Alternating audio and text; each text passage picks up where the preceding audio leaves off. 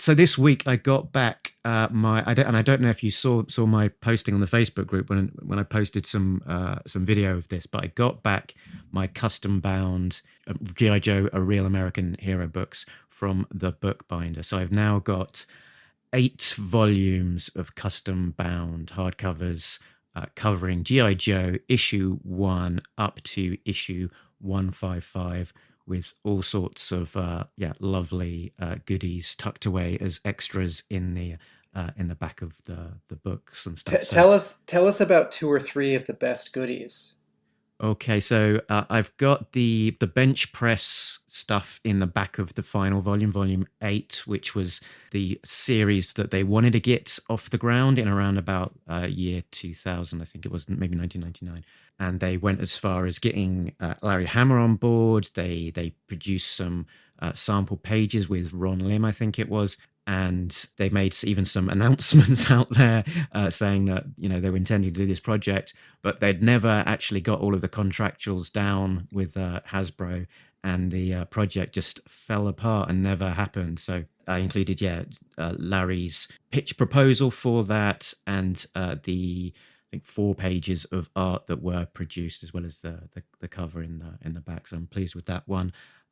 I've also got the Secret History of the Prava Patrol in Volume 1, which is the prototypes for the October Guard. So that appeared.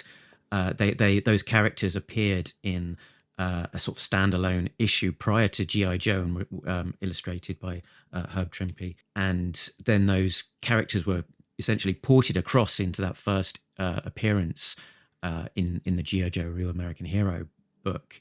But then I think concerns about the ownership of those characters and the fact that they were appearing in a Marvel license booked caused concern. And then the pages that had been completed with all of these characters as these Trimpe originated Russian characters called the Prava Patrol were reworked at the last hour into renamed and slightly redesigned characters called the October Guard. So I included some stuff about that and first appearance of that team in there. So lots of quite cool stuff that I've tried to dig out and stick in the volumes, but mostly scans of original art that have been on, for example, on heritage auctions and stuff like that, where you're able to see quite high res art, which then produces quite nicely once it's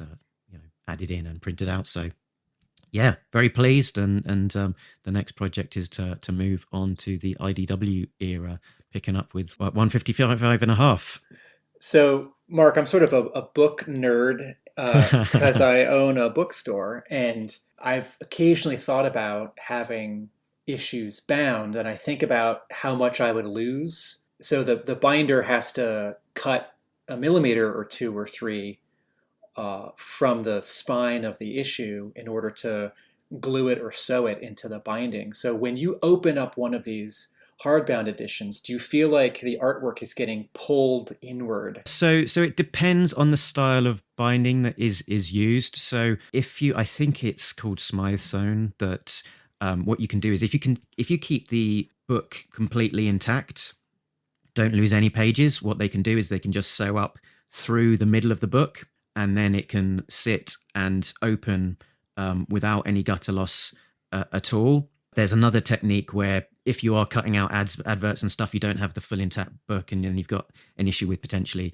loose pages that they'll probably sew through the sides to retain it together. And then there's a more simplistic, I think, glued binding, which generally is frowned upon, not really used. And with the initial one where it's you keep the book intact, you sew it through the middle, you lose virtually nothing, and it all sits and open better than probably an officially published omnibus, for example. And even the other technique, you don't lose very much at all. If there's a book where there's a whole lot going on right in the gutter, right where the pages meet, then maybe there is a little bit of loss, but it's certainly not been an issue that I've encountered. Generally they read and display very well. Particularly if if you're sort of trying to balance it out, not going too far overboard and trying to make the book too big. But yeah, if you go up to it all depends on the paper size and the thickness, and trying to keep the thickness to a sensible level. But generally, 25 to 30 issues of a book works pretty well and looks very nice. That sounds great. If I were to ever do this, I would definitely not cut out any ads because that's half the fun.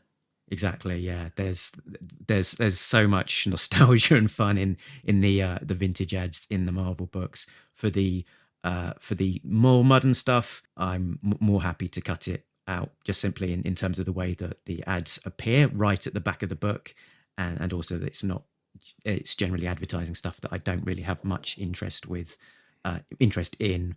For example, just the whatever IDW happens to be publishing that month, which generally I'm not not collecting or don't have a huge amount of interest in. But yeah, it's the fun of it is it's an individual choice, and you can include or exclude whatever you want. It's up to you how you prepare it, what you put in, whether you keep it ultra simple, whether you try and put in lots of extras. Up to you. So it's One of the customers at my shop is a bookbinder, so ooh, yeah. were I to ever do this, I know who I would ask. Very good, yeah, and there's a big old community of it. There's a few specialists. I think there's one or two particularly leading in the market in America. There's I think Hoochan and Herring and Robinson, if I remember correctly, who sort of specialize in it and do a lot. And there's a few Facebook groups of people sort of sharing their projects and the final result and stuff. And yeah, the best products that are produced look just as good as any professionally produced omnibus. So you can produce some pretty nice results. But yeah, enough of that. Normally at this point of time, we would go inside Chief's mind. So for a change of pace, let's go inside Mark's mind. Woo! This week, inside my mind is literally what has just happened to me. So we started the podcast a few minutes late, and the reason for that is entirely my fault. But I'll deflect some of the blame to Mrs. Funky Bunch as well. So I wanted to get out to the local comic shop in Brighton in the UK to pick up my comics, because I've not been there since a little while after the last what lockdown number one probably was done. So I've got a few comics that are built up, and particularly doing the podcast, I want to have my paper copy in front of me, really, to be flicking through as we're doing all this kind of stuff. I'm not a massive fan of the digital, so I thought, yeah, been a good few months since I've been there. The shop is closed, but they do a pay remotely service and then pick up at the door, so that's cool. So all I had to do was get down to there when they're open. I was going to do that last Saturday, but it was a bit busy, a bit rainy. Didn't really want to have a long walk into town, so I put it off. Do it Sunday. They're not open on Sunday. Okay, it can wait a week. Then, so I was going to do it today. Got up early, made all the arrangements with the shop, paid. Told Mrs. Funky Bunch all of the plans, and it was that point that she thought it was a great idea for her to just pop out to the supermarket to go and get some food to make something for dinner, which is nice, but meant that I couldn't then go out because I had to keep an eye on the kids, and that delayed me. And then we had to have lunch. That delayed me even more. And then got out. It's almost an hour there, an hour back. Went with the dog. Walking there was fine. Walking back, out of practice. I have not done a 2-hour walk for a very long time, and my feet felt it. On the way back, I could feel those blisters bubbling up and forming on my feet. As in real time as I was walking. And so I think I'm going to be feeling it. I'm going to pour myself a hot bath tonight and have a soak. And but I think my feet will be feeling it, my legs will be feeling it, but it's good. I feel good to do it because it's a walk that I would normally do most days to get to work and then back again for home. So nice to do and get out, see something other than these four walls or the normal walks we normally do with the dog. So I'm very glad to get my comics as well, so that I've actually got something that I can read that isn't on a screen. There we go. You've been inside my mind. I think we can move on. Before we do that, do you want to give me your elevator thoughts on Snake Hunt? Sure. I thought it was good.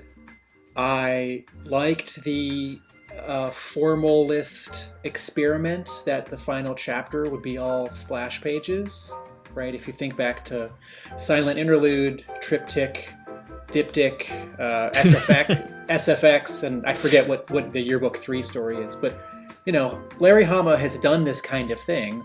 Superman 75 did this kind of thing. It's all splash pages. Yeah, and I think it's not the first splash page issue in the IDW era. Even we had an issue where they were the ninjas were up against the Revanche robots, right?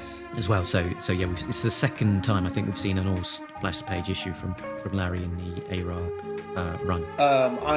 Was it chapter 3 or 4 where Throwdown is on a Hiss tank up in the air for the whole issue? Yeah. That was my favorite chapter. As I mentioned in the special episode interview with me, or you and me talking afterwards, that didn't get recorded, I really liked in the 2 or so chapters where the Joes are explaining to us how they're going to get to Springfield, because that's the kind of sort of mechanical business that a comic like G.I. Joe takes note of, and other comics, whether realistic or not, tend not to. And I think that goes back to Larry Hama reading Carl Barks' Uncle Scrooge and Junior Woodchuck stories when he was young, that you have characters figuring out how to do things. And also, part of the military is the mechanism of the military. You have to feed these people, you have to fix their materiel, you have to transport them. Logistics. In terms of the actual story, I'm not the biggest fan of the brainwave scanner. I want Dr. Mindbender to do something a little different, because I feel like for much of the IDW run, he's less of an interrogator and more of, he's sort of there so Cobra Commander doesn't talk to himself. So it would be potentially a great little twist if there was a sort of a Tyler Durden kind of little twist to the story, where we discover that Dr. Mindbender died in the freighter, and every time we've seen him since, it's only been in Cobra Commander's mind. I also wonder if there is I think the general idea that Cobra Commander is scared of Snake Eyes or traumatized by Snake Eyes putting a knife to his neck back in, is it issue 97? I forget. I think that Cobra Commander has good reason to either want to take out or subvert Snake Eyes. I think trading on the idea that he doesn't know that Snake Eyes is dead has value. And I think continuing Throwdown and the new Snake Eyes as separate characters is totally fine, and in a way that I feel like there's sort of too many Batman family characters right now. There's too many sidekicks and friends. Joker's got a girlfriend and an ex-girlfriend, and there's 4 different Batgirls. As brand extension, that's too much for me. With G.I. Joe, I think once you decide to kill Snake Eyes, I think that's a bold decision, and I think that's totally fair. It's like Marvel telling Wolverine's origin around 2001. If Marvel didn't do it in comics, Hollywood was going to do it. And then Marvel would have to choose whether to ignore it or what. So, Larry's not going to write G.I. Joe forever. And I think that he puts a point on a few things and ends a few things can be really powerful. I don't love how Snake Eyes died. I thought the issue after was remarkably powerful, the quote funeral issue. Yep. And I certainly don't love that misplaced word balloon tale in the panel where Snake Eyes dies. Okay. Oh man. I'm gonna have to take that out. Snake Eyes appears to be talking in his final panel, because the word balloon tail, it's either supposed to be aiming at Serpentor or Scarlet, and it's aiming at him. And not my favorite mistake in publishing. Anyway, sorry. Back to Snake Hunt. I thought it was good. I thought for a story that was going to use every character, I wish it had been longer so that more characters would get to have specific scenes where they do something, and I thought using two artists made a lot of sense because this is not an easy comic to draw because it's not a solo book, it's a team book, but it's two team books and they also have vehicles. And fans get very upset when a character's costume is drawn wrong. And I thought both artists did good work, and I thought some of the work was quite excellent. Yeah, yeah, sure. So I liked it. As with a lot of G.I. Joe stories, because Larry doesn't write for story arcs, he's not that kind of writer. So, chapter one isn't really chapter one, and chapter 10 Mm, isn't really chapter 10. The story stuff is happening after, just as, the two or three issues beforehand were setting things up. yeah, I do think the issue with the memorial issue that was 2 or 3 months ahead of that, where every character who has died gets a reference. I thought that was both a powerful issue. It was a nice sort of early bookend to Snake Hunt because you can't have the dead character show up. And I also thought there was a letter a couple issues after that memorial issue where someone wrote in and said how good it was, and Larry in his response refers to how hard it was to write, and I thought that yeah. was really powerful.